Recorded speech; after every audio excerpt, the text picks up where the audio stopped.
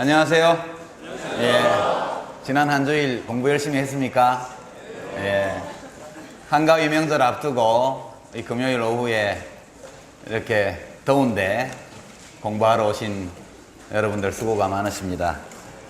오늘은 지난 시간에 이어서 대운하, 경부 대운하 문제를 포함해서 국가가 왜 경제활동에 참여를 하는지, 국가의 경제활동 참여가 필요하고 정당한 일이라면 어떤 방식으로, 어떤 원리에 입각해서 국가가 하나의 경제 주체로서 경제활동에 참여해야 하는지 또는 하고 있는지, 이런 것들을 알아보는 시간입니다. 여러분이 경부 대운하에 관해서는 여러 가지 상반되는 주장과 견해를 많이 들어보셨죠? 언론 보도도 많이 받고 여러 가지 특집 보도, 또 책자, 대운하를 홍보하는 책자, 또 반대하는 책자, 이런 것들을 보셨을 겁니다. 오늘 제가 여러분께 이제 어떤 입장이 옳으냐 이렇게 이야기를 하려는 것이 아니고, 그런 서로 다른 주장을 여러분들이 볼 때 어떤 기준에 입각해서 그 주장들의 타당성 여부를 판단할 것인가, 이런 판단 기준에 관한 이야기들을 하게 될 겁니다. 양쪽 주장을 모두 다 살펴보고 또 그런 주장을 살피기에 앞서서 그런 문제를 판단할 수 있는 기준이 무엇인지에 대해서 같이 살펴보고, 그리고 이제 강의를 다 마치고 나서 여러분들과 또 이야기도 나눠보고 이렇게 하면 아주 복잡하기 때문에 이렇게 쉽게 알아볼 수 없는 그런 논란이지만 어느 정도 가닥을 잡을 수 있지 않겠나, 이런 기대를 가지고 있습니다. 이 대운하 문제를 직접 다루기 전에 상당히 먼 길을 돌아가야 합니다. 우리가 직관적으로 이것이 좋다 또는 싫다, 필요하다, 필요 없다, 이런 판단을 형성할 수도 있겠지만, 그 전에 나의 판단이 논리적, 경험적 근거를 확실히 가지려면 우리가 먼저 공부해야 될 것들이 좀 많이 있습니다. 그래서 상당히 먼 길을 돌아서 오늘 대운하 문제까지 그렇게 한번 가보도록 하겠습니다. 여기 적어둔 이름과 이메일 주소는 우리 두 분의 조교 선생님들의 이름과 이메일 주소입니다. 여러분이 여러 가지 강의 진행 중에 여러 가지 궁금한 점이 있으면 1차로 우리 조교 선생님들과 한번 이메일을 통해서 소통하시고, 제 메일도 다 알고 계시니까 또 미흡하면 저에게 연락을 주시기 바랍니다. 지난주에 안 적어드려서 이렇게 적어드렸습니다. 잠깐만 더 놔둘게요. 여러분이 적을 수 있게. 지난 시간에 우리는 이 복잡한 사회에서 이루어지는 경제활동의 최소 단위로서 개인에 대해서 살펴봤습니다. 개인과 개인이 어떻게 관계를 맺고 있고, 또 기업과 민간 가게 사이에는 어떤 관계가 있고, 또 정부는 또 거기 어떻게 관련되어 있고, 또 국내 시장을 벗어난 해외와 국민 경제 사이의 관계는 어떠하다, 이런 것들을 아주 개괄적으로 살펴봤습니다. 오늘은 재화에 대해서 이야기합니다. 재화 또는 서비스, 이런 것들, 여러분들이 소비하는 대상이 되는 것, 우리들이 행복해지기 위해서 꼭 소비해야 되는 것들이 많이 있죠. 그게 이제 상품이라고 통칭하기도 하고, 재화와 서비스, 시장에서 거래되는 재화와 서비스의 여러 본질적인 속성에 대해서 살펴보면 왜 국가가 여기에 개입하는가를 저절로 알 수 있게 됩니다. 이제 이걸 지우도록 하겠습니다. 다 적었죠? 여러분들이 사용하는 물건, 재화, 또는 여러분들이 소비하는 서비스, 예컨대 이발소에 가서 컷을 한다든가, 또는 당구장에 가서 당구를 친다든가, 이럴 때 서비스를 제공받죠, 여러분이. 또 안경, 신발, 의복, 공책, 볼펜, 이런 것들도 다 재화에 속합니다. 이 재화의 소비와 관련해서 모든 재화들은 두 가지 특징을 가지고 있어요. 물리법칙에도 그런 게 있죠. 한 공간을 두 가지 물질이 동시에 차지할 수는 없죠. 이런 것이 이제 배제성의 원리입니다. 배제한다. 그리고 이제 물건을 구입하거나 또는 서비스를 소비하기 위해서는 반드시 돈을 내야 되죠. 돈을 안 내고 밥 먹으면 무전취식 이렇게 해서 잡혀가게 됩니다. 그죠? 여러분이 소비하는 모든 재화와 서비스는 대부분의 경우에 두 가지 특징을 갖고 있어요. 첫째, 배제성. 적어 드리겠습니다. 좀 이따가. 그러니까 어떤 재화나 서비스의 소비로부터 사람들을 배제할 수 있다. 그런 거죠. 이해가 되죠? 예. 만약 배제할 수 없다면, 그 소비로부터 누군가를 배제할 수 없다면 돈을 받는 것도 불가능하죠. 돈을 받지도 못하는 물건을 누가 공급할 리가 없죠. 그래서 우리가 일반적인 상품과 재화와 서비스는 배제성을 가지고 있습니다. 두 번째는 소비경합성이라는 건데요. 소비경합성. 한 사람이 소비하면 다른 사람이 소비할 수 없죠. 저기 여학생이 저 뒤에 있는 학생도 안경을 끼고 있는데 저 학생이 안경을 끼고 있는 동안 다른 학생이 저 안경을 동시에 낄 수는 없죠. 누군가가 요 앞에 북문 앞에 있는 미용실에 가서 미스 신한테 헤어컷을 하고 있는데 그 시간에 동시에 다른 사람이 또 헤어컷을 미스 신으로부터 받을 수는 없겠죠. 이런 것이 경합성입니다. 경합성. 어떤 재화나 서비스는 소비 경합성을 가지고 있습니다. 그게 없다면 누군가가 쓰고 있는 물건을 나도 쓸 수 있다면 내 친구가 안경을 쓰고 책을 읽고 있는데 동시에 나도 그 안경을 쓰고 책을 읽을 수 있다면 정상적으로 거래되기가 어렵겠죠. 내가 안 사고 친구 안경을 대신 쓰면 되니까. 그것이 친구에게 아무런 불편을 미치지 않는다면. 그래서 모든 재화와 서비스는 시장에서 사적으로 거래되는 모든 재화와 서비스는 두 가지 특징을 갖고 있어요. 첫째는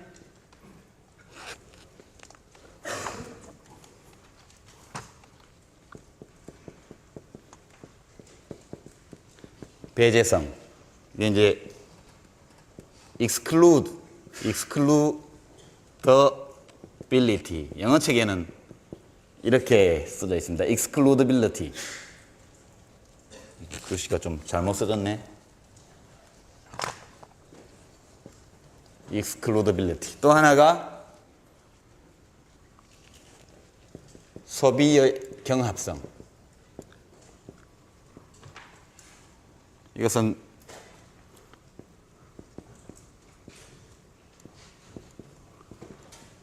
rivalry in consumption. 뭐 똑같은 표현입니다. 여러분이 나중에 혹시라도 영어책을 읽을 때 이런 용어가 나오면 그런 뜻이다 이렇게 보면 됩니다. 이렇게 표를 그려볼까요? 눈치 빠른 학생들은 벌써 짐작하겠죠?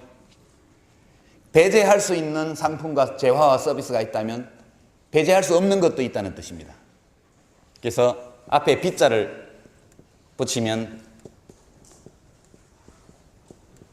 비배제성, 배제할 수 없는 어떤 재화나 서비스가 있다면 이것은 이제 non-excludability 그렇게 씁니다.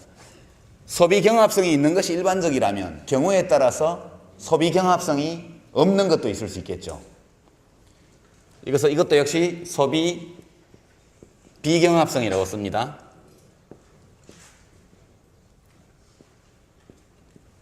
non-rivalry in consumption 이렇게 쓰죠. 이렇게 표를 만들어 놓고 보면 모든 재화와 서비스는 이 네 칸 어디엔가 하나에 들어간다는 것을 알 수 있습니다. 배제할 수 있고 소비로부터 배제할 수 있고 경합적인 일반적인 재화와 서비스입니다. 이것을 사유재라고 합니다. 사유재. 보통 우리가 시장에서 거래하는 재화와 서비스는 다 사유재입니다. 돈을 받고 사고 팝니다. 내가 어떤 물건을 사면 타인을 그로부터 배제할 수 있고, 내가 이 물건을 쓰는 동안에는 다른 사람이 그 물건을 또는 그 서비스를 절대 사용할 수 없죠. 사유제는 private goods라고 합니다. private goods. 사유제의 반대말이 뭘까요? 공공재. 이 반대편에 소비로부터 소비 경합적이지 않고 동시에 배제할 수 없는 것, 이것을 공공재라고 합니다. public goods 이렇게 씁니다. 그 다음에 소비 경합성은 있는데 누구도 배제할 수가 없어요. 그런 게 있습니다. 그런 것을 공유자원이라고 합니다. 공유자원. common resource 이렇게 씁니다. 공유자원. 소비에서는 경합성이 없습니다. 동시에 여러 사람이 쓸 수 있어요. 그러나 누군가를 배제할 수는 있는 서비스나 재화, 이런 것들을 인위적 희소재화라고 합니다. 이 네 군데 어디에도 속하지 않는 재화나 서비스가 있는지는 모르겠지만 아마 99.9999%의 재화와 서비스는 이 네 곳 가운데 어느 하나에 속하게 되어 있습니다. 이 사유제에 관해서는 제가 특별히 예를 들 필요가 없겠죠. 먼저 공공재를 한번 볼까요? 누구도 배제할 수 없고 또 남이 그것을 소비하는 것이 내가 그것을 소비하는데 아무 방해도 되지 않는 서비스. 뭐가 있을까요? 공공재 일반적으로 다 그렇습니다. 국방.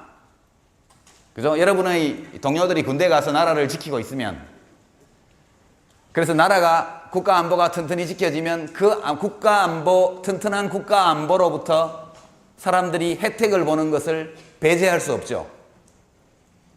동시에 누군가가 안전함을 느낀다고 해서 내가 덜 안전해지는 것은 아니에요.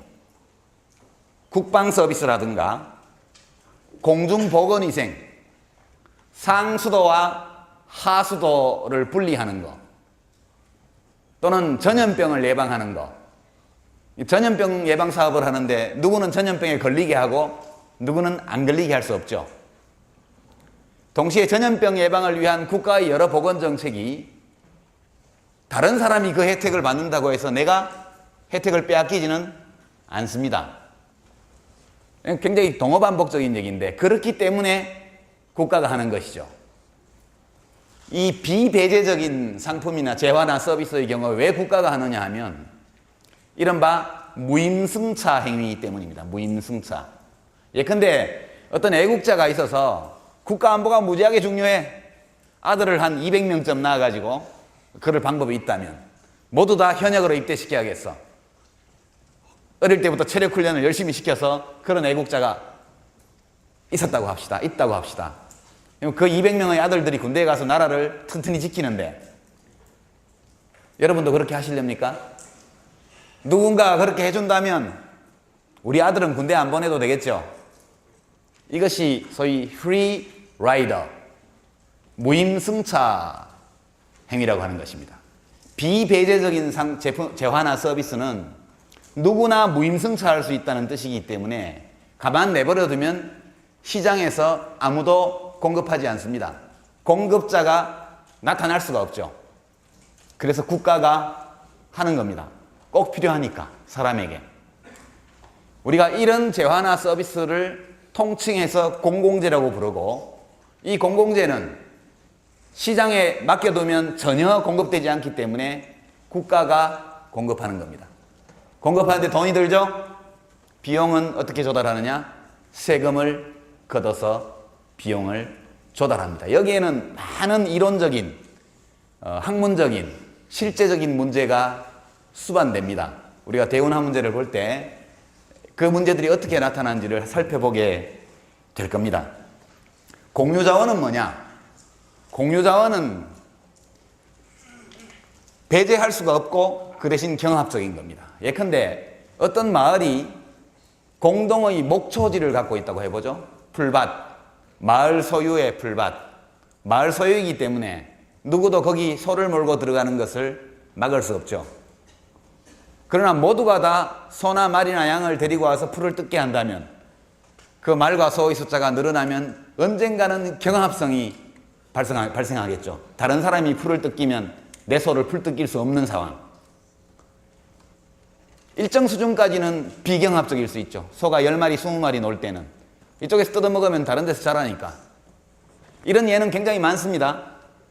예를 들어 수영장 50m 레인이 있는 수영장에 여러분이 혼자 수영을 한다고 생각을 해보죠. 그럼 재미가 좋을까요? 재미가 덜하겠죠. 그 수영장에 사람이 한 40, 50명 정도 수영을 하고 그 중에는 몸짱 청년도 있고, 그죠? 뭐 아주 요즘 말로 이렇게 쭉쭉빵빵한 젊은 여성도 있고 서로 간에 좀 작업도 하고, 그러면 혼자 수영하는 것보다 훨씬 재밌을 거예요. 이것은 경합성이 역으로 나타나는 형태인데요. 그러니까 다른 사람이 그것을 함께 소비해 주는 것이 나의 행복과 효용을 더 증대시켜 주는 경우도 있습니다. 그러나 그 수영장에 500명이 들어왔다, 또는 200명이 들어왔다. 200명이 들어오면 레인에서 수영하는데 걸거치기 시작하죠. 그때부터 라이벌리, 경합성이 발생합니다. 그런 경우도 있지만 일반적으로 목초지, 공동의 목초지, 바다, 어민들이 가끔 많이 싸우죠. 중국 어민들하고 북한 어민들하고 대한민국 어민들하고 서해상에서 충돌하죠. 꽃게어장은 제한되어 있고 공해상에 공동으로 작업할 수 있다면 누구나 많은 배를 끌고 와서 꽃게잡이를 하게 됩니다. 경합성이 발생해서 분쟁이 생기죠. 한때 우리 남해안이나 서해안에 고대구리라는 일본어로 말했던 저인망 어업이 이루어진 적이 있습니다. 그물을 바다 밑에 깔아앉혀서 싹 긁어 가는 거죠. 치어, 종패까지 다 긁어 갑니다. 공동 소유의 어장이기 때문에 그렇게 해도 괜찮죠. 그러고 나면 그 다음 해부터는 이제 어획량이 줄기 시작해서 나중에 죽음의 바다가 됩니다. 마치 공동의 목초지가 너도 나도 소나 말과 양을 많이 키워가지고 황폐해지는 것처럼, 이것이 이른바 공유지의 비극이라고 얘기하는 겁니다. 소비에서는 경합적인데 배제할 수가 없는 경우, 그런 경우가 되겠습니다. 우리 맑은 공기도 거기에 해당합니다. 그죠? 공기가 맑기 때문에 좀 오염시키는 건 괜찮죠. 누군가가 한두 명이 오염시킨다면 큰 탈 없습니다. 그러나 이것이 공동의 소유이기 때문에, 누구의 소유도 아니기 때문에 너도 나도 배기가스, 독가스를 내뿜기 시작하면 누구도 맑은 공기를 소비할 수 없는 상황에 처하게 되죠. 생물 종다양성, 이런 것도 역시 공유자원에 속합니다. 누군가를 배제할 수 없어요. 소비경합적입니다. 사냥하는 사람들이 마구잡이 사냥을 하면 언젠가는 너구리, 오소리, 고라니들이 거의 사라지죠. 그렇죠? 누군가가 열심히 키워가지고 방목하지 않는 한은 언젠가 다 사라지게 되어 있습니다. 그런 것들이 다 공유자원에 속하는 것들입니다. 이건 역시도 내버려 두면 이른바 공유지의 비극이 현실화됩니다. 어장은 황폐화하고 목초지, 풀밭은 황무지로 변하고 공기는 오염되고 강물은 혼탁해지고, 이런 것들이 전부 공유자원에 속합니다. 인위적 희소제한은 오늘의 주제와는 별로 관계가 없어서 간단히만 설명합니다. 인위적 희소제한은 여러분 페이TV 아시죠? 페이TV. 요즘 집에 케이블 TV 많이 보죠? 내가 케이블 TV를 돈 안 내고 본다고 해가지고 남이 피해를 봅니까? 그렇지 않죠? 그러니까 한 가구가 어떤 프로그램을 보게 하는 것은 돈이 전혀 추가적으로 들지 않습니다. 한개 비용이 제로죠. 그러나 방송사들은 돈을 내지 않으면 못 보게 하죠. 페이TV의 특별한 채널, 이런 거라든가 컴퓨터 소프트웨어 같은 거 온라인으로 다운로드 받을 수 있게 해주면 돈 하나도 안 들죠. 사람 유저들이 다운로드 받는데. 그러나 마이크로소프트에서 공짜로 다운로드 받게 해주지는 않죠. 윈도우 같은 운영체계가 거의 독점 리눅스가 있기는 합니다만, 리눅스 같은 공짜 제품들은 점유비가 낮고 윈도우가 압도적으로 표준이 되어 있기 때문에 사실상 독점권을 가지고 있습니다. 이런 것들은 주로 특허, 허가권, 이런 것과 관련이 돼 있죠. 인위적인 제도 때문에 원래는 희소하지 않아야 될 재화나 서비스가 희소해지는 경우, 이런 것들이 비경합적이지만 배제할 수 있기 때문에 생기는 겁니다. 이런 특허권이라든가 허가권 같은 경우도 얼마든지 정당화할 수 있는 경제이론적 근거가 있습니다. 여기서는 오늘 생략하지만, 우리가 지금 이 표에서 살펴본 것은 우리가 일상적으로 소비하고 향유하는 모든 재화나 서비스들이 이 넷 가운데 하나에 해당하는 특징을 가지고 있다, 이렇게 정리하기 위해서 이 표를 그려봤습니다. 여기서 이 비경합적인, 소비 비경합적인 재화나 서비스들은 실제로는 이 생산비가 별로 안 드는 이런 것들입니다. 많이 생산해도 비용이 별로 안 들어요. 그렇지만 적게 생산됩니다. 내버려 두면. 그래서 여기도 국가가 일정 부분 개입을 하게 됩니다. 여기서 제일 중요한 것은 비배제적이고 비경합적인 재화와 서비스입니다. 공공재. 이 공공재라는 것은 원래부터 있었습니다. 이것은 예외 영역에서 갑자기 발생한 것이 아니고 이 시장경제 또는 자본주의 체제가 형성되기 시작한 시점부터 이미 존재하고 있던 것들입니다. 아담 스미스가 1776년 국부론을 쓸 때 이 공공재의 영역에 많은 것들을 포함시켰습니다. 도로, 항만, 비행장, 이런 사회적 인프라뿐만 아니라 국가의 재정으로 청년을 교육하는 문제, 말하자면 교육까지도 일부 공공재의 영역에 포함시켜서 서술을 해두었습니다. 거기에 근데 많은 불만을 얘기했거든요. 아담 스미스가 그 국부론 8편에 보면 국가 재정으로 청년을 교육하는 문제라는 챕터가 있는데요. 국부론은 하도 유명해서 안 읽어본 사람들도 다 읽었다고 스스로 착각하는 책 중에 하나입니다. 거기 보면 자기가 다녔던 대학에 대한 묘사를 해놨는데, 이제 국립대학입니다. 이 대학의 교수들은 가르치는 일을 일찍부터 그만두었다. 연구도 하지 않고 강의도 제대로 안 하고 월급만 받아먹는다. 수강생의 숫자에 따라서 월급을 지급하는 시장 원리를 도입하는 문제를 검토할 때다. 이런 얘기가 있습니다. 제가 부자 될 것 같죠? 자, 여기까지 일단 우리가 재화와 서비스를 4가지로 분류해 봤고, 오늘의 주제는 공공재와 관계가 있습니다. 그런데 경부대운하를 만든다면 그것이 공공재냐? 비배제적이고 비경합적이냐? 그렇습니까? 아니죠. 여러분 고속도로 보십시오. 고속도로는 한국도로공사라는 공기업이 하고 있죠. 운영을. 국가가 만들었습니다. 근데 배제하죠. 돈 안 내면 못 들어갑니다. 얼마든지 배제할, 톨게이트만 만들면 배제할 수 있어요. 경합적입니까? 소비경합적이죠. 왜냐? 오늘 명절인데, 명절 내일부터 연휴인데 오늘 고속도로 어마어마하게 밀리죠. 우리가 명절 때마다 주말마다 고속도로라는 것이 얼마나 치열하게 소비경합적인지를 매일 보고 있습니다. 그런데 왜 국가가 할까요? 그만한 이유가 있는 것이죠. 대운하도 고속도로와 마찬가지입니다. 나중에 이 대운하나 고속도로 이런 것들은 이 4번째 카테고리, 그러니까 공공재, 소위 비배제성, 비경합성에 해당되기 때문에 국가가 하는 것이 아닙니다. 일단 여기까지만 얘기하고 다음 얘기를 계속하겠죠. 여기까지 이해가 됩니까? 예, 명료하죠. 이 정도면 뭐 여러분들 재능과 지능과 지금까지 공부한 바로는 충분히 이해를 하실 겁니다. 자, 공공재는 국가가 공급합니다. 국가가 공급하고 비용은 세금으로 충당합니다. 경우에 따라서 사용자에게 요금을 받기도 하죠.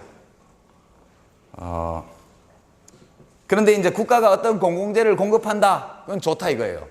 그런데 할 때 어떤 공공재를 공급할 것인가, 이런 문제가 다음 단계에서 나옵니다.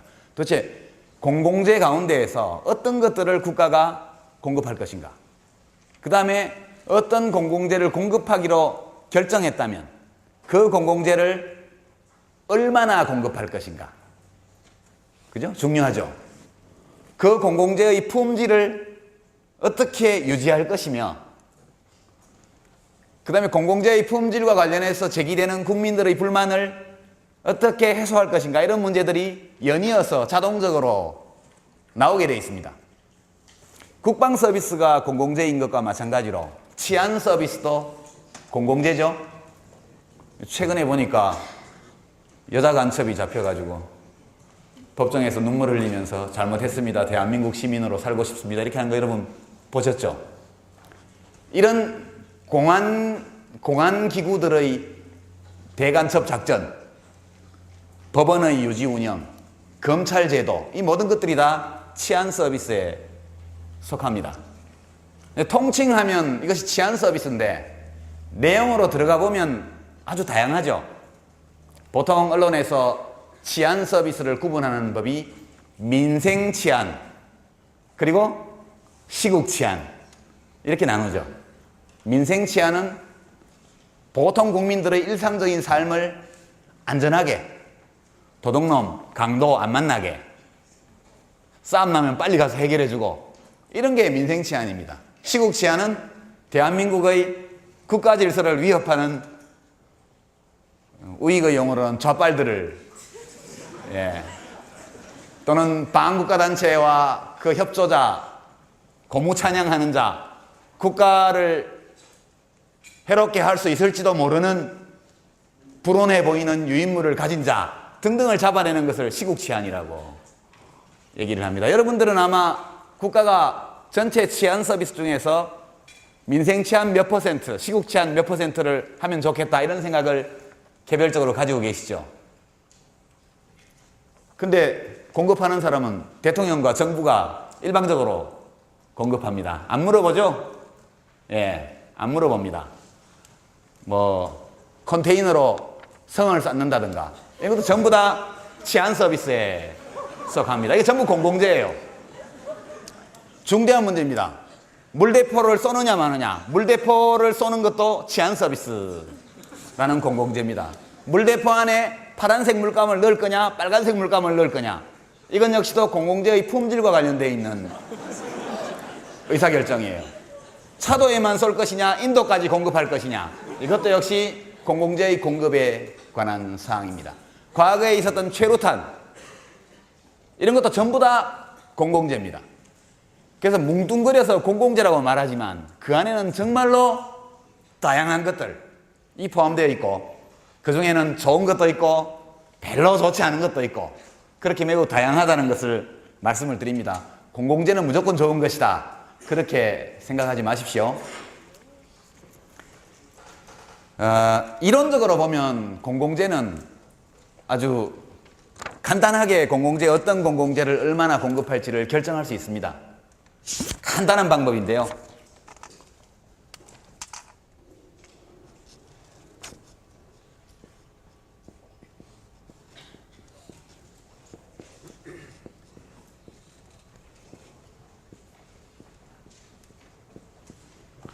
이 한계 개념에 대해서 제가 아직 여러분께 자세하게 설명하지 않았습니다. 그걸 설명하려면 3시간 강의를 한번 써야 되는데요. 대개 제 경험으로는 이거 설명하다 보면 학생들이 나가 떨어지더라고요. 지루해가지고. 그래서 매우 중요한 개념이고, 이것을 잘 이해하지 못하면 경제학 전체를 이해할 수가 없습니다.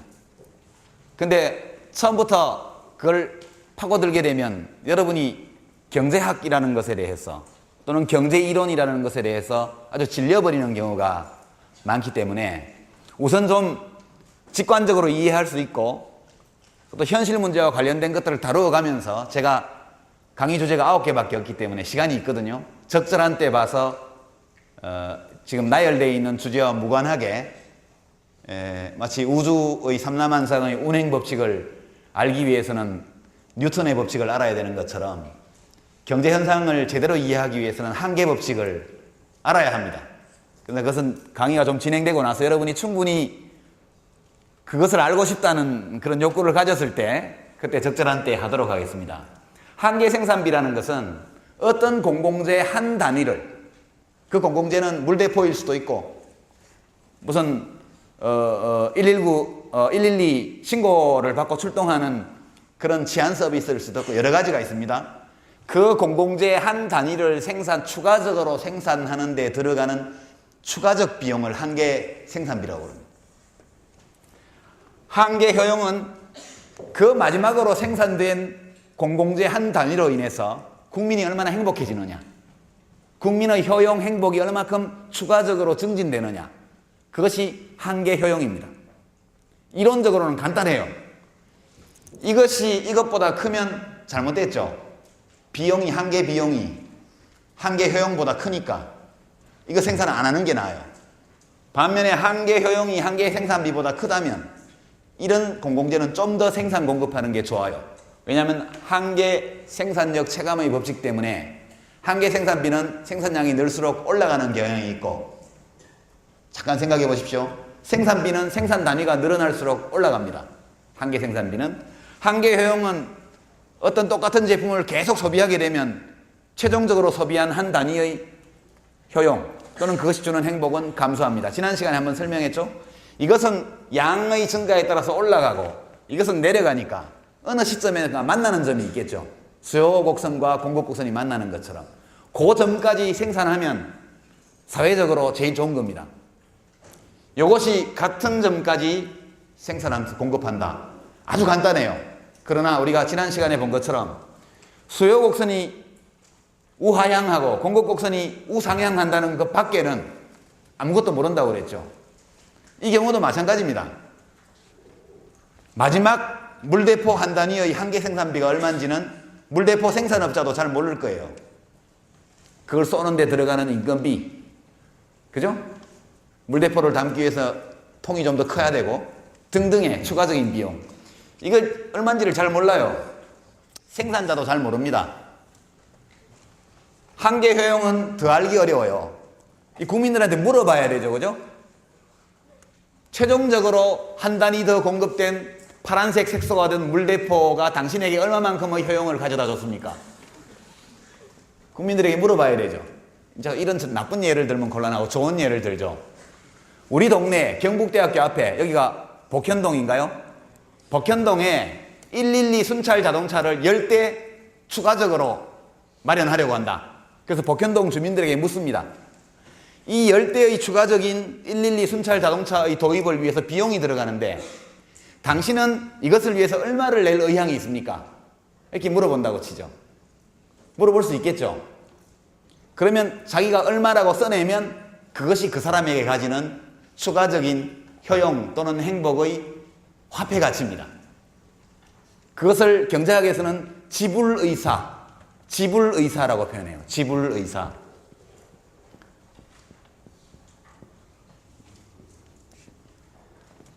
이 추가적으로 공급되는 공공재를 소비하는 대가로 내가 얼마만큼의 돈을 낼 의향이 있느냐, 그걸로 미루어서 이 추가적인 공공재의 효용이 얼마인지를 알 수 있습니다. 그렇죠?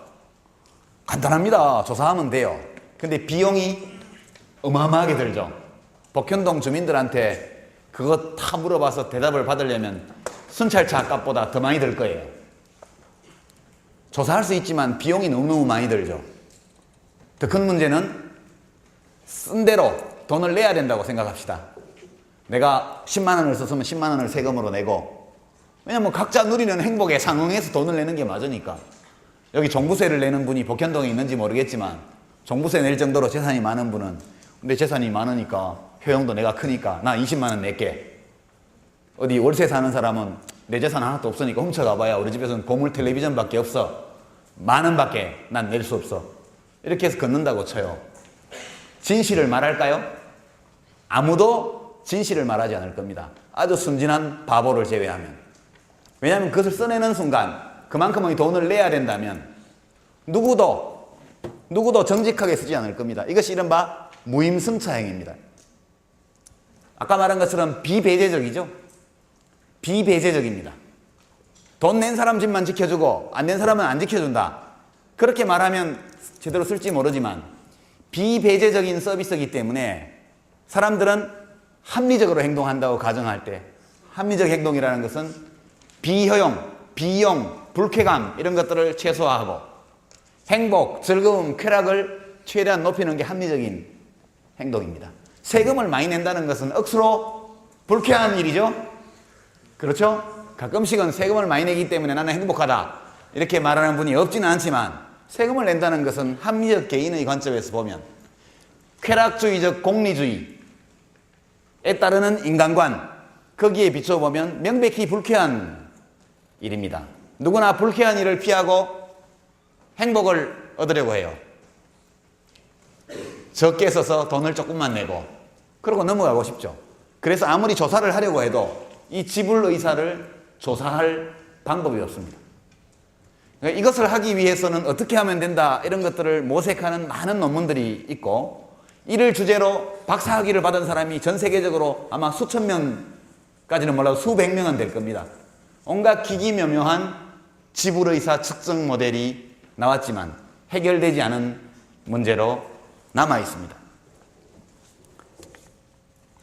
그래서 한계를 포기해야 됩니다. 한계를 떼야 돼요. 한계, 마지널이라는 것은 최종 증분이 갖고 오는 추가적인 비효용 또는 효용, 비용을 말하는 거기 때문에 파악하기도 어렵고 계산하기도 어렵고 알아보기도 어렵고 알아봤자 별 소용도 없어요.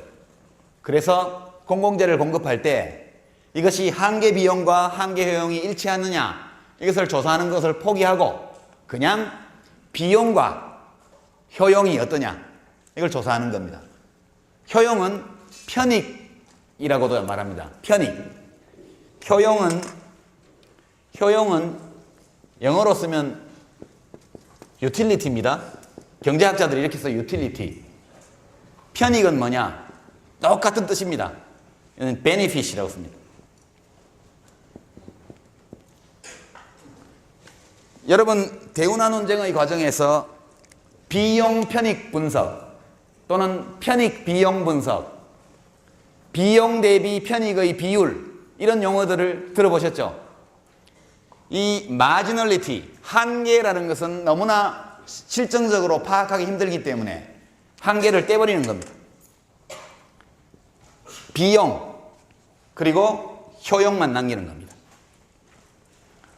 그래서 정부가 어떤 공공사업을 하려고 할 때, 공공재를 추가적으로 생산 공급하려고 할 때는 비용 편익 분석 또는 편익 비용 분석이라는 걸 합니다. 그게 올바른 태도죠. 뭐 대통령 공약이라고 해가지고 비용 편익 분석도 안 해보고 무조건 한다. 그렇게 해서 비용이 효용보다 또는 편익보다 훨씬 큰 사업을 하게 되면 나라가 흔들리게 되죠. 여러분, 비용이 편익을 대대적으로 초월한 공공재를 공급한 여러 사례를 여러분은 알고 있습니다. 생각을 못해서 그렇죠. 조선 후기에 사회적 효용은 별로 없고 사회적 비용은 어마어마하게 들어간 사업을 대원군이 했습니다. 경복궁, 중건, 그죠? 그것 때문에 뭐 조정이 나라가 흔들렸다는 얘기도 있습니다. 명나라는 임진왜란 때 조선에 군대를 보냈죠. 그때 명나라는 나라가 약해져 갖고 흔들흔들 할 때입니다. 그래서 조선 파병이 임진왜란 때 조선에 군대를 보낸 것이 명나라를 망하게 하는 결정적인 이유가 됐습니다. 군대, 국방, 해외 파병 전부 공공재죠. 요즘 북한의 김정일 위원장이 뭐 아프다, 아픈지 안 아픈지 나는 모르겠어요. 근데 내가 정부 당국자 같으면 어디가 아픈지 얼마나 아픈지를 알아도 말을 안 할 것 같아요. 혹시라도 많이 아프다 그랬는데 나중에 보니까 안 아팠다. 그럼 망신이잖아요. 심하게 아프다 이렇게 말을 했는데 나중에 보니까 별거 아니었다. 망신이잖아요. 또 실제 심하게 아팠다 그랬는데 심하게 아팠어요? 그래서 그 말이 맞았다고 해가지고 뭐 좋은 일 있어요? 없죠. 괜히 심정 상하게 만드는 거죠. 사회적인 편익이 거의 없는 발언입니다. 그 말을 하는 분들의 개인적 편익은 있겠죠. 신문에 한번 나니까. 예. 그 개인의 편익과 공공의 이익 또는 사회의 편익을 혼동하고 착각하는 분들이 많이 있습니다. 역사 속에는. 전두환 전 대통령 같은 경우에 아무도 나라를 구해달라고 그분한테 부탁을 안 했는데 그 나라가 풍전등화의 위험에 처해 따라서 와서 사람을 막 몇백 명을 죽이고 몇천 명을 불구로 만들고 이런 일을 했죠. 그것도 공공재입니다. 1980년 5월 18일 광주에 투입된 공수부대, 차검한 총, 박달나무 몽둥이, 도청 앞에서의 발포 명령과 그 명령에 따라서 발포된 총알, 이 모든 것들이 다 경제학에서는 공공재라는 이름으로 분류됩니다. 북한이 왜 저렇게 어려우냐? 사회적 편익이 없는 공공재를 너무 많이 공급해서 저렇습니다. 제가 보기에는 여러분들 개성관광 뭐 가보셨는지 모르겠지만 금강산도 마찬가지고 전 국토가 전부 다 바위에 새겨진 김형직 선생, 김일성 주석, 뭐 김정일 장군 이런 등등의 이름이 바위마다 새겨져 있죠. 돈 많이 들었겠죠? 개성 시내 곳곳에 김일성 주석의 동상, 주체탑을 작게 만든 거, 큰 광고 구호가 써진 간판, 이 전부 다 북한 사회가, 북한 정부가 인민들에게 제공하는 공공재입니다. 사회적 편익은 거의 없죠. 사회적 비용은 어마어마하게 들어갑니다. 국민의 다수가 사회적 편익을 발생시키지 않는 일에 종사할 때 그 국가는 망하게 되어 있습니다. 그래서 공공재의 공급과 관련된 의사결정은 한 국가의 운명을 좌우할 정도로 매우 중요한 문제입니다. 시간이 벌써 이렇게 많이 갔네. 진도를 좀 빨리 가겠습니다. 이제부터. 그래서 비용 편익 분석이라는 것을 하게 됩니다. 비용 편익 분석은 어떻게 하느냐? 그 전에 아까 인위적 희소재화 이런 얘기를 드렸었고 독점에 관한 얘기를 빼놓고 갔습니다. 그러면 왜 철도, 도로, 항만, 비행장 이런 것들을 왜 국가가 운영하는 것일까요? 만들고 운영하고 이런 것들은 배제적이고 소비 경합적인 서비스를 제공하는 시설들입니다. 근데 국가가 하고 있죠. 이것은 아까 말한 공공재와는 좀 다른 측면 때문에 국가가 합니다. 국가가 원래는 비배제적이고 비경합적인 공공재의 영역이 아님에도 불구하고 국가가 경제주체로 사업을 하는 경우가 아주 많이 있는데 그것은 여러 가지 이유가 있지만 가장 주요하게는 독점 중에서도 자연 독점 때문에 그렇습니다.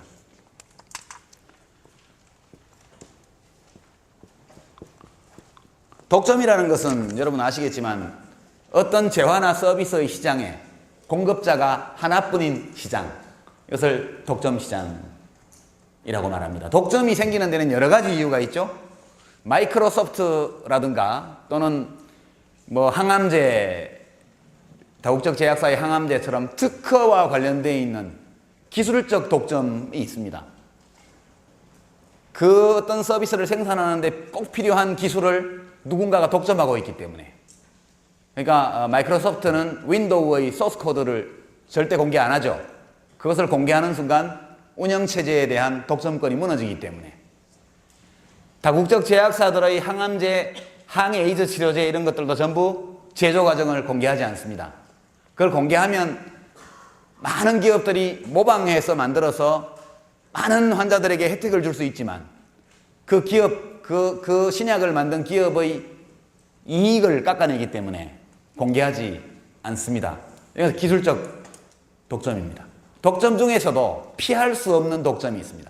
이 기술적 독점은 특허 보호 기간이 끝나면 저절로 깨지게 되어 있습니다. 30년이면 30년, 50년이면 50년. 이런 특허 보호 기간이 끝나게 되면 많은 회사들이 카피약, 복제약을 만들어서 거의 동일한 효능을 가진 약품들을 내게 되어 있습니다. 값이 뚝 떨어지게 되죠. 그렇습니다. 그런데 세월이 아무리 가도 독점이 깨지지 않는 그런 독점이 있습니다. 그것이 이른바 자연 독점이라고 합니다. 내추럴 모노폴리. 그야말로 자연 독점입니다. 자연스럽게 독점이 형성될 수밖에 없는 시장이 있습니다. 여러분, 내가 아직 자세히 내용을 설명하지 않은 가운데 어떤 재화나 서비스의 한계 생산비는 생산량이 늘어날수록 상승하는 경향이 있다, 이렇게 말씀드렸죠. 이것이 일반적입니다. 그러나 어떤 재화나 서비스의 경우에는 생산량이 늘어나면 늘어날수록 평균 생산 단가가 계속 떨어지는 그런 산업이 있습니다. 그러니까 이것을 규모의 경제라고 얘기하는데요.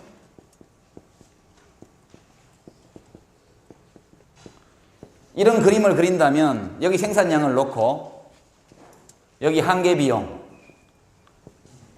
또는 평균 비용, 평균 생산비입니다. 그리면 이렇게 되는 겁니다.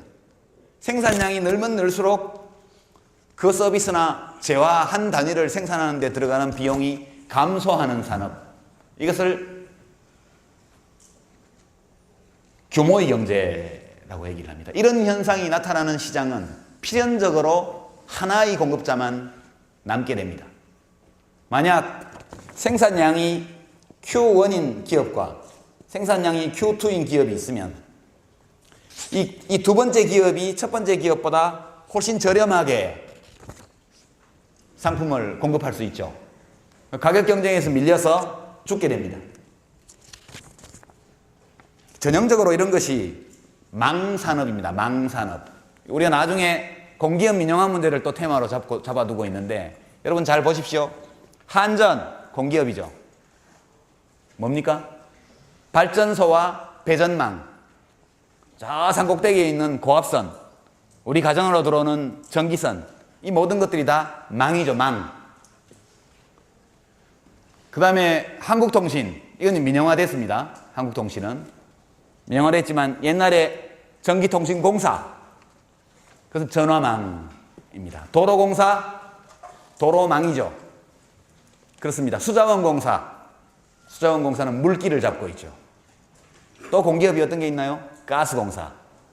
이것은 지방공기업으로 많이 되어 있죠. 가스관이라는 망을 따라 가스가 흘러다닙니다. 우체국. 예, 이것은 배달망. 그 다음에 신문지국. 그죠? 이것도 마찬가지죠.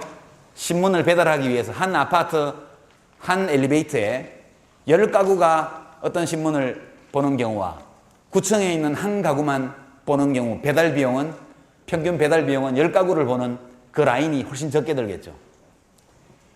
물류와 관련해서, 물류라는 것은 로지스틱, 보통 물류라는 것은 어떤 물질이, 사람이, 정보가 시간 또는 공간을 건너서 이동하는 것을 물류라고 그럽니다. 그래서 원래 군사 개념이죠. 군사 개념. 시공간을 지나서 사람과 정보와 돈과 그 무엇이든 흘러다니는 것을 물류라고 그럽니다. 원래 로지스틱이라는 것은 군사 용어예요.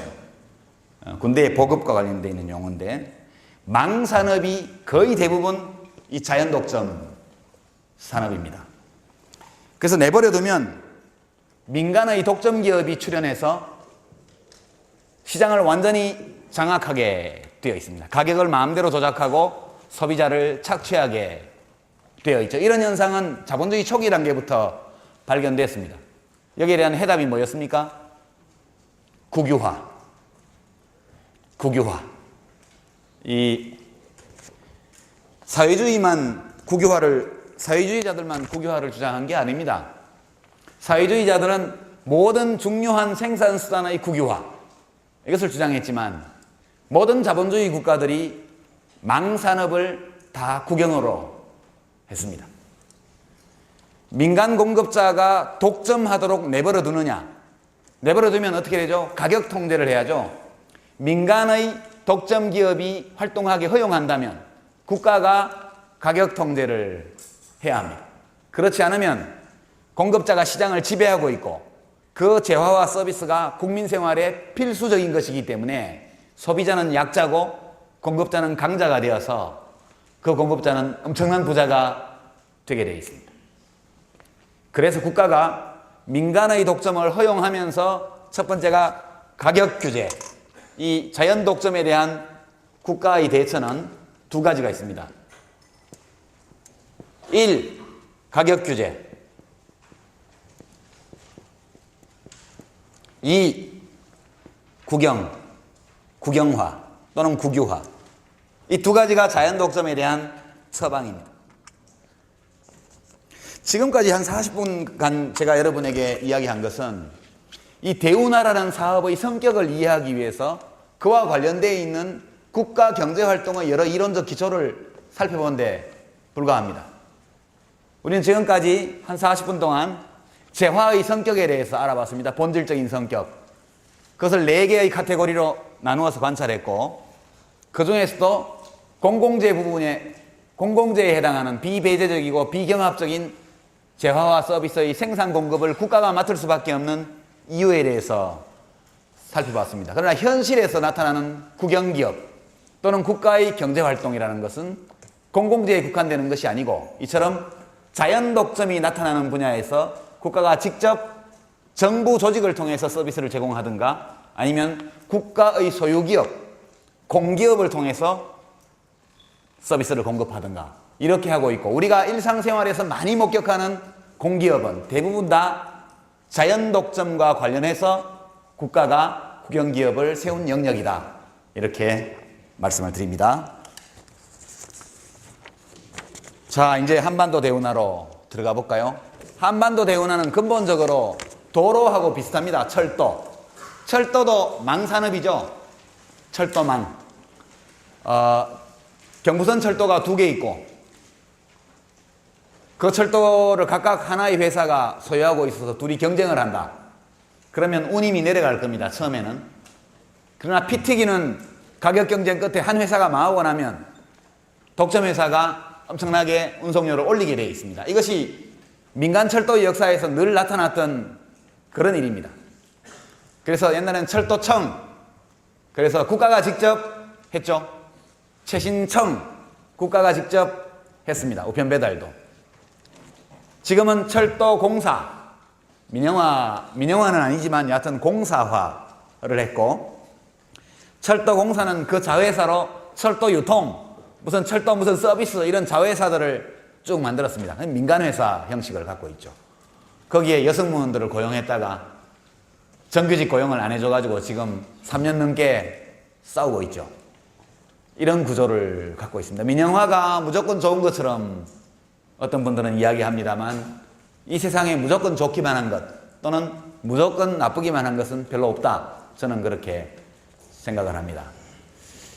이 대운하를 왜 국가가 할지 말지를 결정해야 되느냐. 여러 가지 이유가 있지만 가장 근본적으로 보면 대운하를 2개 할 수 있나요?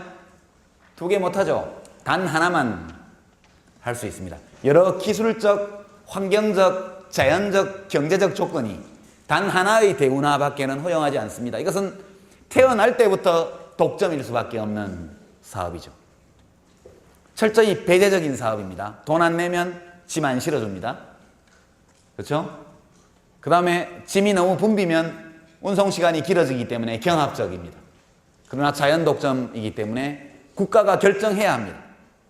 그래서 대운하가 국가의 사업으로 될 수밖에 없었고 대통령 후보가 이것에 대한 찬성, 추진 또는 반대의 공약을 내고 국민들의 의사결정에 맡긴 것이죠.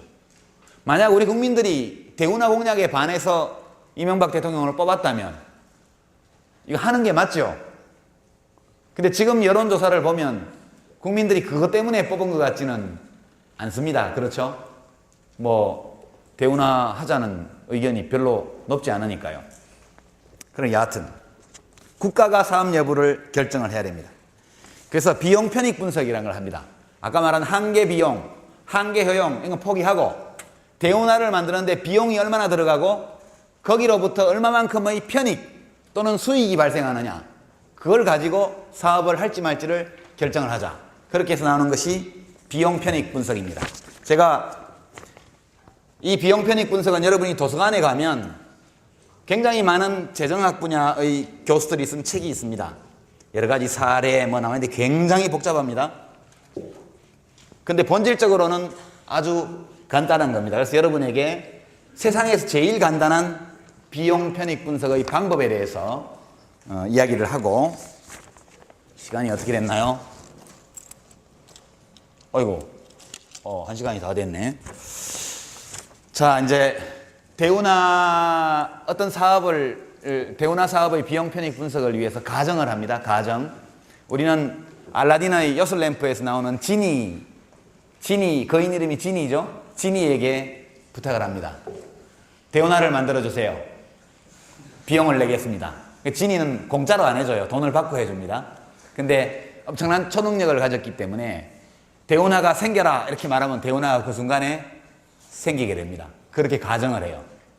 그럼 우리가 지니에게 이명박 대통령께서 부탁을 합니다. 지니, 대운하를 만들어줘. 경부 대운하를. 그럼 지니가 그 순간에 뚝딱 즉각 만듭니다. 오늘이 2009년 1월 1일이라고 하죠. 2009년 1월 1일. 지니가 2009년 1월 1일 아침에 눈을 딱 뜨면 서울에서 부산까지 한강과 낙동강을 연결하는 백두대간 밑으로 수십 킬로짜리 터널이 뚫린 대운하를 딱 만들어줍니다. 그날부터 운행이 시작돼요. 그때 지니한테 우리가 돈을 내야죠. 지니한테 내는 돈을 C라고 합니다. 비용. 지니한테 C만큼의 돈을 내고 대운하를 만들어 달라고 부탁을 하고, 지니는 대운하를 뚝딱 눈 깜짝할 사이에 파줍니다. 이 대운하에서는 수익이 나오겠죠. 서울과 부산 사이에 또는 그 중간에 있는 어떤 도시들 사이에 물류가 연결됩니다. 그러면 운임이 나오게 되겠죠. 운임 수입이. 유지관리비 이런 걸 다 고려하지 말고, 유지관리비는 한 푼도 안 들어요. 그냥 한번 만들면 지니가 만든 거기 때문에 손대지 않아도 아무 문제 없이 영원히 이 대운하는 흘러갑니다.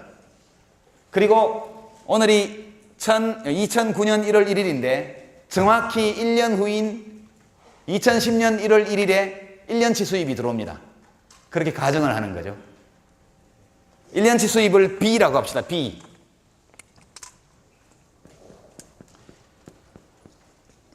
B라고 합시다. 그리고 그 1년 후에 2011년 1월 1일에 또 B가 들어와요.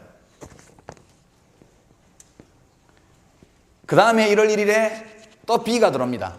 지니가 만든 거니까 똑같은 액수로 들어오게 설계를 합니다. 아주 간단하게. 이것은 N년도에도 B가 들어옵니다. 영원히 계속됩니다. 영원히 지구가 사라지지 않는 한은. 이렇게 가정을 합니다. 그러면 이 대운하는 앞으로 해마다 1월 1일에 스몰 b만큼의 수익을 우리나라의 정부에 안겨준다고 가정합니다. 이것이 가장 간단한 국가사업의 모델입니다. 한번 만들면 유지보수 필요 없이 영원히 계속되고 해마다 똑같은 액수의 수익을 안겨줍니다. 수입을. 그럼 전체 수입을 B라고 하죠. 비용은 2009년 1월 1일에 한순간에 들어갔죠. 현재 가치입니다. C는 그죠? B는 미래에 나오니까 미래에 발생하는 거니까 이 미래에 발생하는 모든 수입을 현재 가치로 환산해 봐야겠죠. 그래야 비교를 할 수가 있으니까. 그럼 자, 이제 환산하는 방법을 잠시 고등학교 시절로 돌아갑니다. 우리가 미래 수입을 현재 수입으로, 현재의 가치로 환산할 때 쓰는 이자율이 필요하죠. 이자율을 R이라고 합시다. 이자율을. 그러면 1년 후에, 정확히 1년 후에 들어올 스몰 b라는 것은 현재 가치는 1 플러스 R. 이해가 됩니까? 직관적으로 이해가 되죠? 오늘이 추석이라고 합시다. 내년 추석에 내가 100만 원을 벌어요. 이 100만 원의 현재 가치를 오늘 추석에 따진다면 1 플러스 이자율만큼을 해서 나누면 됩니다. 그죠? 그 액수가 나올 거 아닙니까? 그 액수를 은행에 넣어놓으면 1년 후 오늘 100만 원이 되게 되어 있습니다. 이것을 할인이라고 하는데, 할인. 그러니까 현재 가치로 환산하는 겁니다. 아주 간단한 방법이에요. 1년 후에 들어오게 될 스몰 b의 현재 가치는 요게 되죠. 이해 안 되는 사람? 이해되죠? 이런 거 알아야 사회생활 해요. 재테크도 하고. 자, 그 다음에 또 1년 후에 1월 1일 날 또 b만큼 스몰 b가 들어와요. 이것은 제곱. 이해가 됩니까? 이해가 되죠? 3년 후에는 세제곱.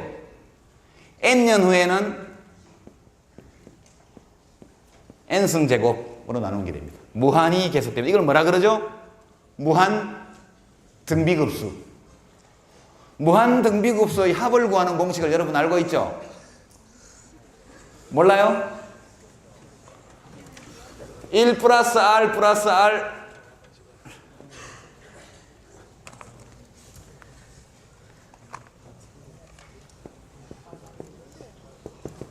이거 어떻게 됩니까? 이게 r분의 1이잖아요. 맞아요? 모르겠어요? 그럼 나중에 가서 고등학교 때 배운 수학책을 좀 더 합시다. 이 에피소드를 하나 말씀드릴까? 가우스라는 천재 수학자가 있습니다. 가우스 들어봤죠? 가우스가 초등학교 저학년, 아마 초등학교 1학년이나 됐겠죠? 애들이 자꾸 떠들어요. 선생님이 화가 났어요. 그래서 지금부터 숙제를 한다. 실시. 1부터 100까지를 더해. 1, 2, 3, 4, 5, 6, 7, 8, 1부터 100까지를 더해서 가지고 와. 애들이 조용합니다. 근데 가우스는 눈 깜짝할 새 다 풀었죠. 급수의 합을 구하는 공식을 여러분 옛날에 학교 다닐 때 배웠을 겁니다. 1부터 100까지 더하고 그 밑에 100부터 1까지 더합니다. 그죠? 1부터 100까지 써놓고 또 100부터 1까지 내려가면서 써놓고 합치면 101, 101, 101, 101 해서 100개가 나오죠. 그죠? 아니 1부터 100까지 써놓고 이쪽에 다시 100부터 1까지 써놓고 아래 위로 합치면 1 더하기 100, 2 더하기 99 이렇게 해서 101이 100번 나오잖아요. 그죠? 101 곱하기 100 하면 1100이 되나요? 1100이 되면 그걸 둘로 나누면 그럼 1부터 100까지를 더한 게 되죠. 5050인가 그렇게 되면. 이제 이것을 가우스라는 천재는 자기 혼자 터득한 천재입니다. 초등학교 저학년 때. 동일한 원리에 의해서 이걸 그냥 초항이 이거잖아요. 초항이. 이거 하고 있을 시간이 없는데 1 더하기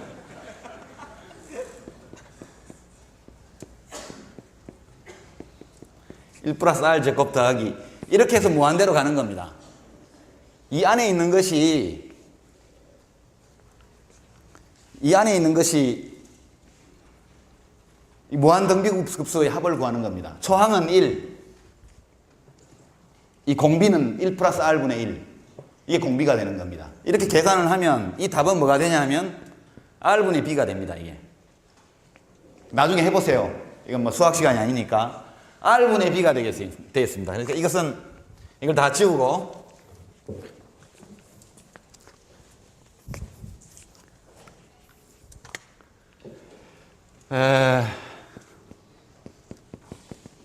는 r분의 b입니다.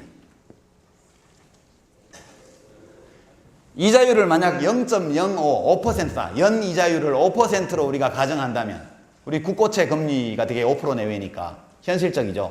5%로 가정한다면 이것은 20b가 됩니다. 20b.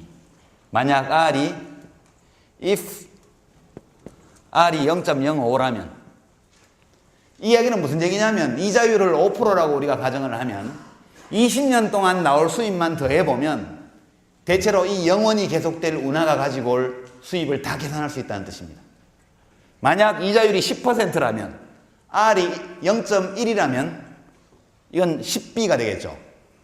워낙 할인율이 크기 때문에 10년 이후에 생기는 수입은 정말 미미하다. 그러니까 10년치까지 편익을 계산하면 답이 나온다는 뜻입니다. 일정한 수입을 발생시킬 때.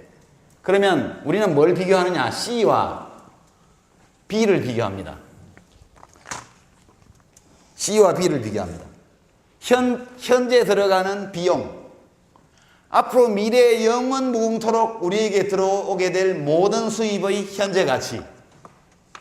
C가 B보다 크면 이 사업 어떻게 해야 되죠? 하지 말아야죠. 비용이 수입보다 크니까 안 하는 게 맞죠. 만약 C와 B가 같다면 하나마나 하니까 안 하는 게 낫죠. 해도 별 이익이 없으니까. B가 C보다 크다면 그러면 이제 할지 말지를 한번 생각해 봐야 합니다. 그렇죠? B가 C보다 현저히 크다면 하는 쪽으로 검토를 해볼 수 있겠죠. 그러나 B가 C보다 조금 높다면, 조금 크다면, 그리고 이 국가가 할 수 있는 사업이 대운하만 있는 게 아니고 제2경부선 철도 사업도 생각할 수 있고 제2경부고속도로도 생각할 수 있고 여러 가지 다른 사업 아이템이 대안으로 존재한다면, 그리고 그런 다른 사업들도 마찬가지로 B가 C보다 크다면, 그렇다면 어느 쪽이 얼마나 더 큰지를 계산해야겠죠. 그건 또 다른 방법이 있습니다. 내부 수익률을 계산하는, 같은 원리에 의해서 다른 방식으로 계산해서 비교하는 게 있습니다. 아주 간단합니다. 대운하를 할지 말지는. 여기까지는. 그렇죠? 어려울 게 하나도 없죠. 근데 이제 문제는 그 다음부터 시작이 됩니다. 우리는 진이에게 맡겨서 눈 깜짝할 사이에 건설했지만 실제는 그렇지 않죠. 건설하는데 오래 걸립니다. 비용이 그냥 C라고 가정했지만 어떤 비용이 들어가는지를 잘 따져봐야 됩니다. 어떤 것들은 현금으로 들어가는 비용이 있는가 하면 비금전적인, 그러니까 인비지블한, 볼 수 없는, 또는 인텐저블한, 만질 수 없는, 그러나 명백히 금전으로 환산할 수 있는 비용들이 수반됩니다. 그래서 이 C를 확정짓기가 굉장히 어려워요. 동시에 베네핏도 마찬가지입니다. 베네핏도 매년 똑같이 들어오는 것이 아니라 매우 불확실합니다. 미래의 것이기 때문에. 현재의 비용은 확실하지만 미래의 수입은 불확실합니다. 현재 들어가는 비용을 산정할 때는 비금전적인, 잘 보이지 않고 손으로 만질 수 없는 그런 비금전적인 형태의 비용을 산정하기가 굉장히 어렵고, 앞으로 미래에 들어오게 될 수입에 관해서는 불확실성 때문에 그것을 돈으로 환산하기가 매우 어렵습니다. 여기에서 문제가 발생합니다.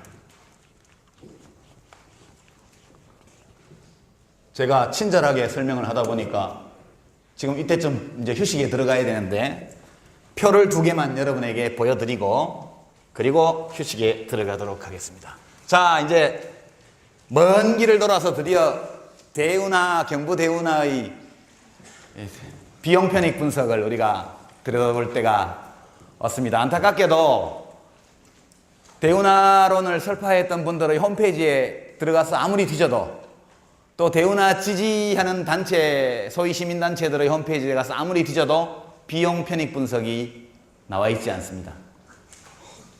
예, 제가 10개 사이트를 다 뒤졌는데 비용 편익 분석을 표로 만들어 놓은 것을 발견하는데 실패했습니다. 대운하에 반대하는 분들의 사이트에 들어가 봤는데 거기도 역시 표로 정리된 것이 없습니다. 먼저 표로 정리해야 될 의무를 가진 것은 찬성 측이죠. 찬성하자는 쪽에서 먼저 계산서를 뽑아서 내야 됩니다. 반대하는 쪽은 그 계산에 이의를 제기하는 것만으로도 자기 논리를 펼 수가 있습니다. 그렇죠? 이것은 이제 증명의 책임이 누구에게 있느냐는 유명한 철학적 논쟁을 상기시키는 건데요. 너무 머리가 아프니까 제가 재밌는 얘기를 하나 하죠. 버트런트 러셀이라는 철학자가 한 중국 차주전자에 관한 일화가 있습니다. 이것은 이제 주로 신이 존재하느냐 존재하지 않느냐는 논쟁과 관련된 것인데, 여러분들 중에는 신을 믿는 분들도 있고 안 믿는 분들도 있겠지만 어떤 분이 이렇게 얘기했다 칩시다. 신은 존재한다. 다만 우리가 알 수 없을 따름이다. 반박할 길이 없죠.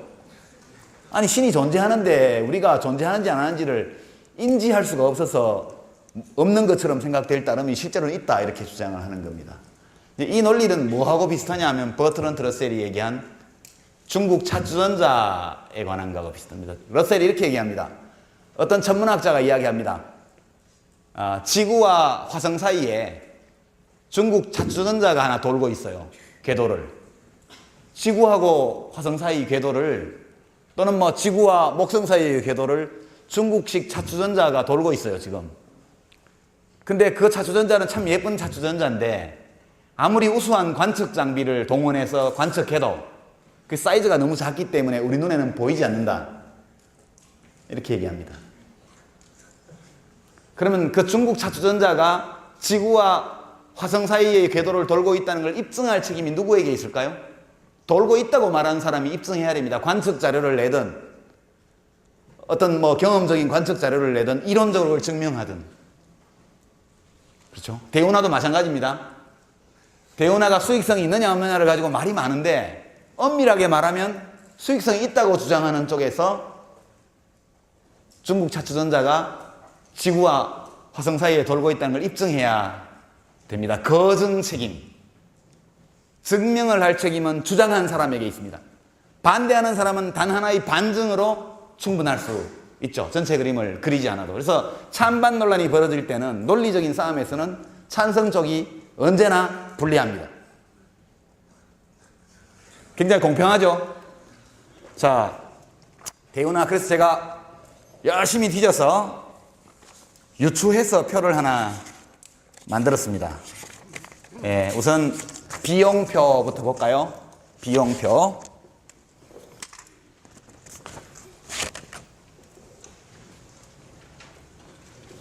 크게 뒤에 보여요? 이건 숫자를 봐야 되는데 하나, 둘, 셋, 넷, 다섯, 여섯, 일곱.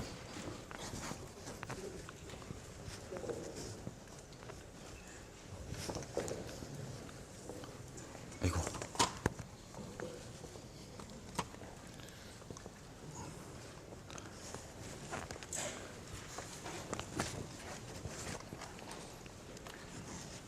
자, 여기 이제 항목입니다. 항목.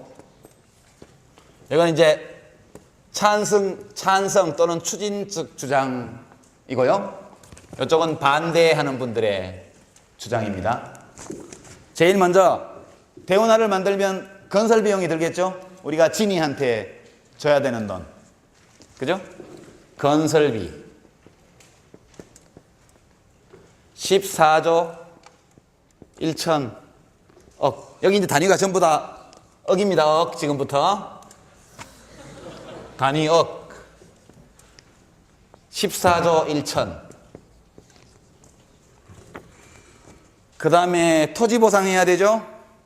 그죠? 수용되는 토지들 토지 보상 1조 1천억. 그 다음에 환경이 좀 파괴되겠죠?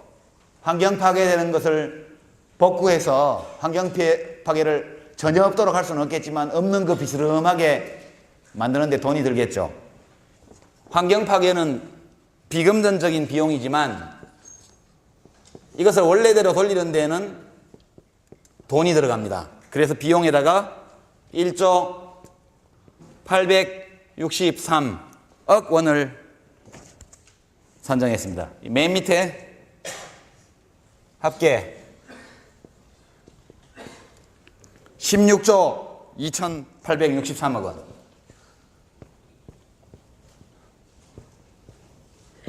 이것이 이제 곽승준 교수, 그 청와대 수석인가 뭐 하시다가 그만두셨죠. 곽승준 교수가 제시한 찬성 논리의 비용 항목입니다. 근데 왜 이가 빠졌죠, 이게? 이가 이렇게 빠진 이유가 뭐냐? 반대론자들이 주장하는 비용 항목이 있기 때문에 이가 빠져 있습니다. 우선 반대론자들은 건설 비용을 20조 플러스 알파로 봅니다. 20조 이상 든다. 그 다음에 토지 보상, 이것은 언급을 안 했습니다. 환경 파괴는 과소축에 됐다고 비판했습니다. 이것보다 훨씬 크다.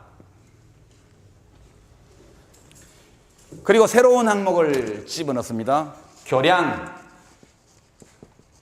재건. 여기 행주나루나 인천에서 시작해서 행주나루에서 시작해서 부산까지 가는 한강, 남한강, 낙동강으로 이어지는 강 위로 다리가 약 112개 정도 있다고 그럽니다. 수심을 7m로 할 경우에 교각이 낮거나 교각이 좁은, 교각 사이가 좁은 곳으로는 바지선이 통과할 수 없겠죠. 그렇죠? 그리고 심하게 밑을 파내야 되거나 이런 데는 교각을 뽑아내고 새로 지어야 될 겁니다. 그러니까 바지선의 통행을 보장하기 위해서 필요한 조건을 갖춘 교량으로 재건축해야 합니다. 찬성측에서는 약 14개 정도의 다리를 새로 만들면 된다, 이렇게 얘기하고 있고, 반대쪽에서는 60개 정도의 다리를 재건해야 된다. 그렇게 해서 하나에 1,000억 원 정도 잡아서 여기 5조 원 플러스 알파를 주장합니다.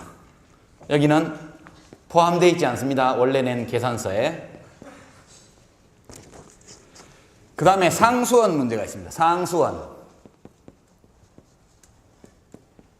한강, 남한강, 낙동강 수계에는 아주 많은 수의 취수지들이 있습니다. 이거 백길로 이걸 만들게 되면 뭐 콘크리트로도 좀 치고 밑에 파고 이렇게 하게 되면 배가 다니는 물을 취수하기 어려울 거다. 그러면 이제 팔당 상류 북한강 수계로 서울 수도권의 상수원을 전부 다 옮긴다든가, 또는 낙동강 수계에 있는 상수원들을 전부 그 지류나 여타 다른 강의 상류 지역으로 이전한다든가, 이런 데 돈이 든다는 거죠. 원래 추진 측에서는 포함시키지 않았습니다. 뭐 강변 여과수인가 이렇게 해갖고 문제없다, 오히려 바지선이 다니면 물이 맑아진다, 이렇게. 웃지 마세요. 진지하게 주장하는 겁니다. 이거는 추계 불가능이라고, 현재로서는. 왜냐하면 상수원 이전이 어느 정도 필요하고 돈이 얼마 들 것인지에 대해서 아직 연구된 것이 없다. 그래서 그 액수를 추정할 수 없다. 그 다음에 빠진 게 유지관리비가 있습니다. 하나, 둘, 셋, 넷, 다섯. 하나, 둘, 셋, 넷, 다섯. 예, 이게 마지막입니다. 유지관리비. 겨울 돼서 얼죠? 예, 옵니다. 예, 백두대간 지나가는 거기는 물이 얼게 되겠죠? 얼음도 깨야 되고. 예, 우리나라 하상계수가 비가 많이 오는 때하고 비가 안 올 때하고 차이가 몇백 배씩 이렇게 지니까 토사가 떠내려오면 준설도 해야겠죠? 뭐 기타 등등 여하튼 물건이란 건 쓰다 보면 하자가 생기니까 유지관리비를 보통 국가사업의 경우에 전체 해마다 전체 뭐 사업비의 몇 %로 이렇게 잡습니다. 보통 인천 신공항을 만든다 이러면 공사비의 몇 % 정도가 해마다 유지 보수비로 들어간다. 아파트도 마찬가지로 그렇게 해서 잡은 돈이 매년 2,115억 이렇게 반대쪽에서는 잡았습니다. 여기는 포함되어 있지 않죠? 아마 정말 요슬램프의 지니한테 공사를 맡길 생각이었던 것 같습니다. 유지관리비를 안 잡아놓은 거 보니까. 여기는 이렇게 되는데 대개 통칭해서 40 내지 50조 이렇게 보고 있습니다. 반대쪽에서는. 차이가 굉장히 크죠? 예, 차이가 굉장히 큽니다. 이걸 보면 아시겠지만 찬성 쪽에서는 되게 비용을 밟아서 꾹꾹 눌러가지고 되도록 코스트와 베니핏 사이에서 코스트를 자꾸 적게 보이기 위해 이렇게 만듭니다. 찬성 쪽은. 그게 유리하죠. 반대쪽에서는 똑같은 이유에 의해서 계속 비용을 올립니다. 여러분이 자료를 읽다 보면 그건 좀 이따 얘기합시다. 하여튼 이 항목에서 보다시피 우선 비용 항목에서 반대쪽이 항목이 길어요. 항목이 길죠? 찬성 쪽은 항목이 짧습니다. 그 다음에 편익을 한번 보겠습니다. 수입. 수입은 금전적 수입 그리고 비금전적인 수입을 금전으로 환산해서 현재의 가치로 다시 계산해서 해놓은 액수들입니다. 자, 이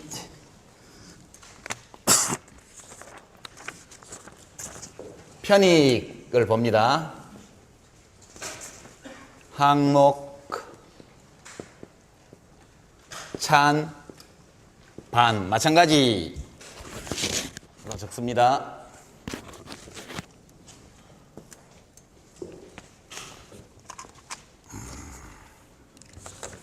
먼저 대운하를 만들면 주 수입이 뭐죠? 운임 수입입니다. 운임 수입.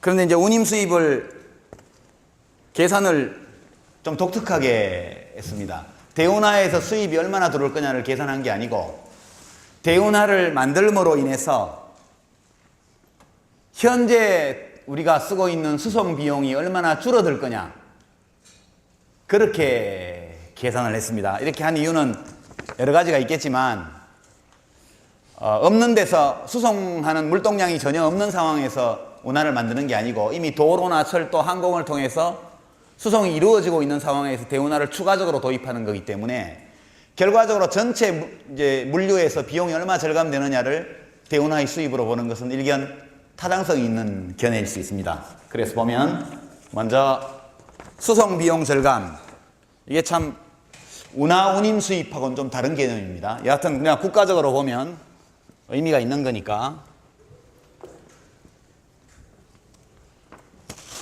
수송 비용 절감, 찬성 쪽에서는 3조 2164억 원, 2164억 원. 그 다음에 물동량이 많이 빠짐으로 인해 가지고 운하 주변 도시들의 교통 환경이 좋아질 거다.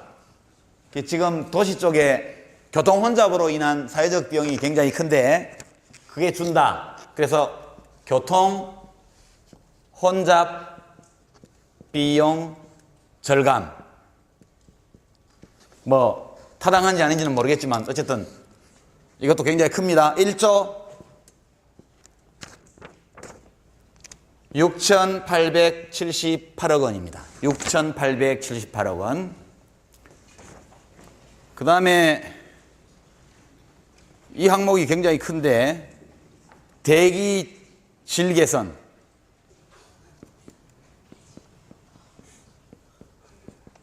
트럭이 다니면서 경유를 태워서 이산화탄소도 배출하고 뭐 황산가스도 배출하고 이래서 대기가 굉장히 공기가 나빠지고 있는데 배로 다니면 그게 굉장히 줄기 때문에 대기질이 개선된다. 이 돈을 영원 무궁토록 발생한다고 봐서 현재 가치로 환산한 것이 내가 이거 맞게 적었는지 모르겠는데 7조 3,315억 원.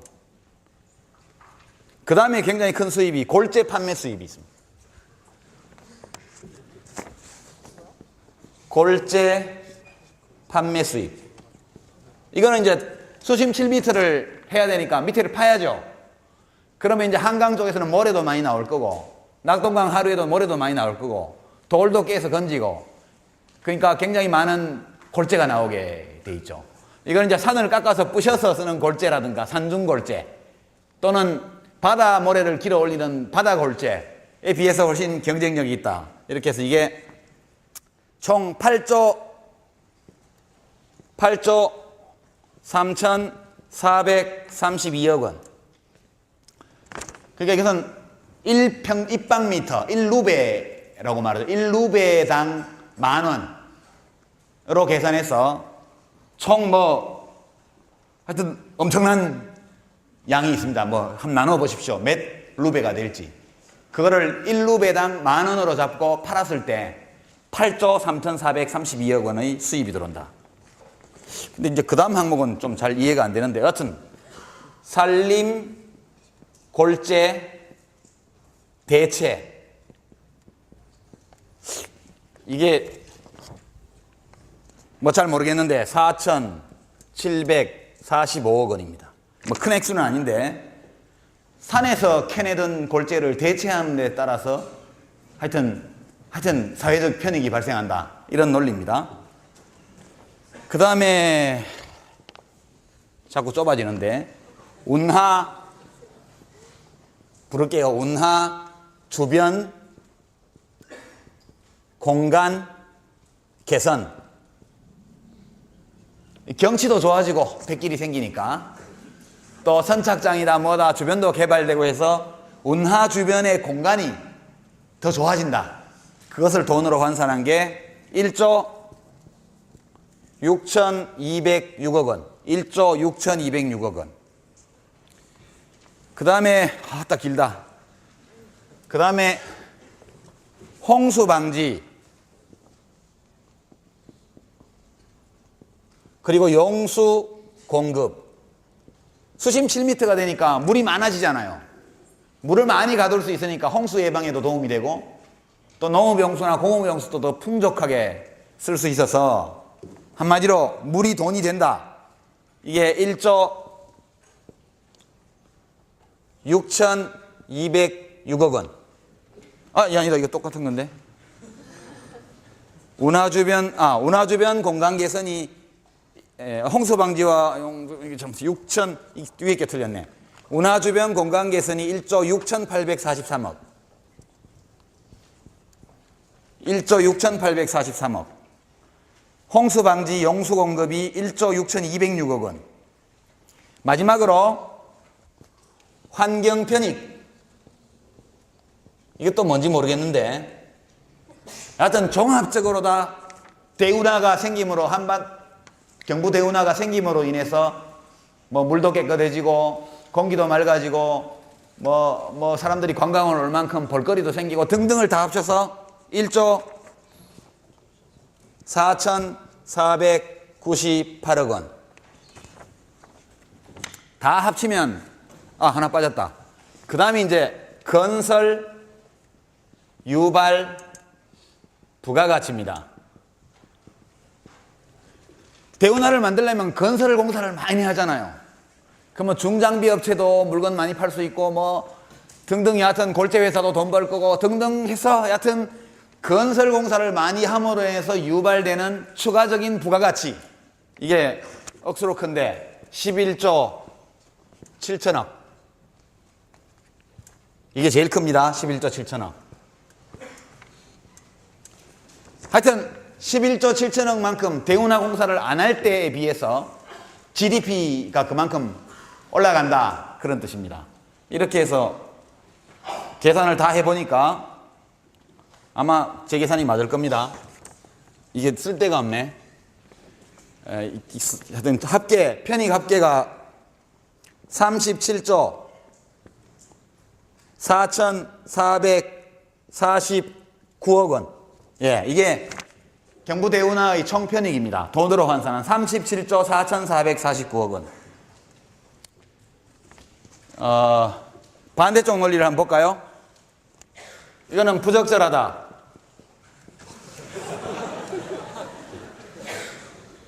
이거를 왜 비용 편익 분석에 넣냐? 이거는 모든 사업에서 전부 다 있는 거다.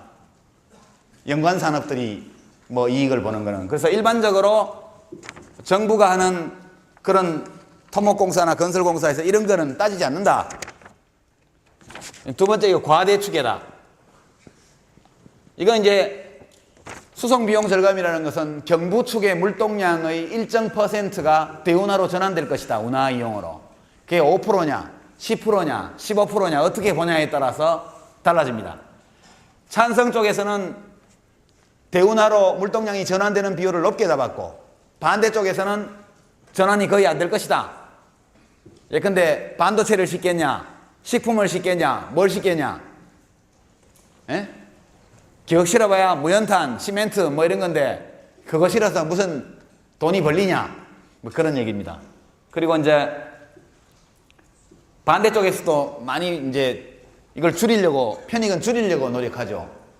그러다 보니까 이게 좀 부적절하게 됐습니다. 원래는 수송비용 절감이니 뭐 이런 게 다 반영되어서 대운하의 운임 수입이 생기는 거기 때문에 좀 하여튼 이상하게 되어 있습니다만 하여튼 이렇게 반박을 하고 있고, 대기질 개선도 효과가 조금 있기는 할 텐데 이것도 과대축에 되어 있다. 그리고 교통 혼잡 비용 절감도 과대축에 되어 있다. 골재 판매 수입이 제일 큰 쟁점인데요. 이거를 2조 2천억으로 잡았습니다. 조금 이따 설명하고, 산림골재 대체 이것도 부적절하다. 그 다음에 운하 주변 공간 개선도 부적절하다.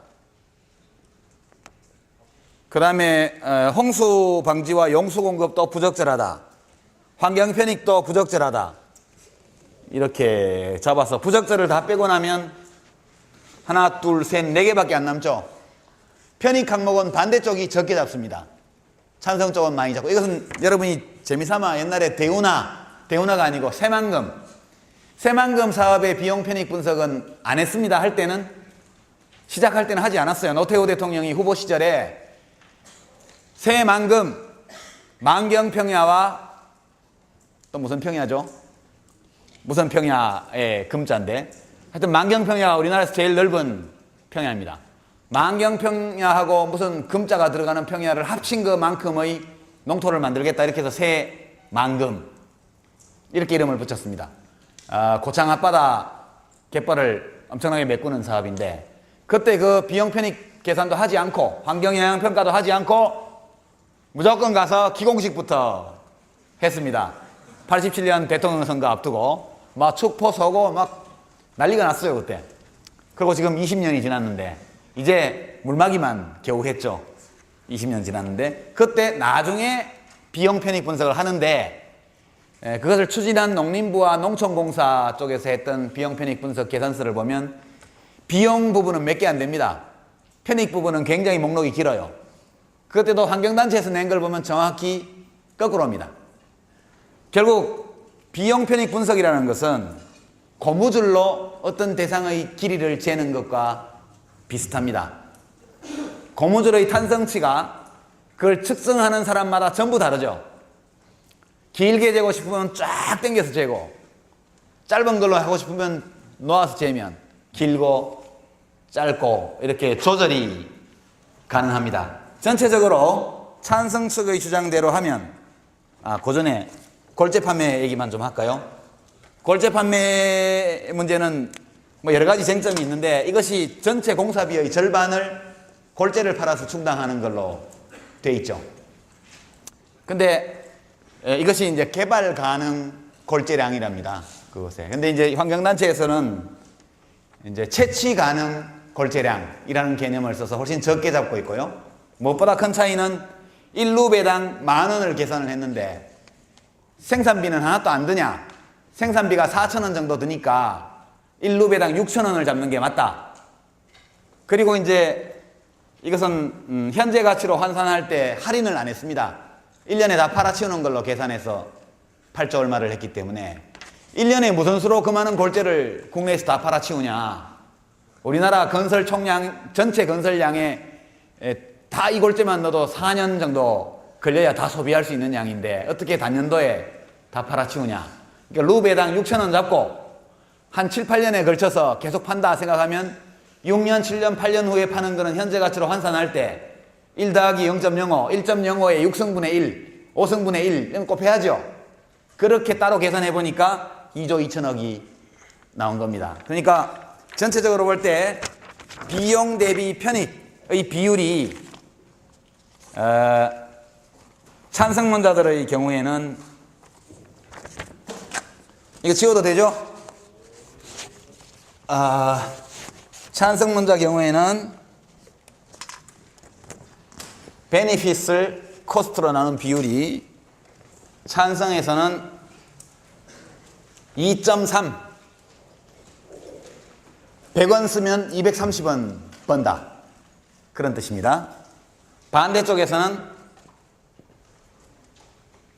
0.28에서 0.05, 반대쪽에서 낸 8개의 분석 모델 중에서 최고로 높은 게 0.28, 100원 쓰면 28원 번다. 제일 낮은 거는 100원 쓰면 5원 번다. 이게 반대쪽의 결론입니다. 여기까지 일단 강의를 하고 20분 휴식한 후에 계속하겠습니다. 여러분이 지난번에 예고한 것처럼 서면 질문 또는 주장, 교수의 강의에 대한 비판, 건의, 뭐든지 다 좋습니다. 써서 다시 저 휴식 시간 끝나기 전에 우리 조교들에게 제출해 주시면 그러면 소개하고 후반부에 그렇게 진행하도록 하겠습니다. 자, 20분간 휴식하겠습니다.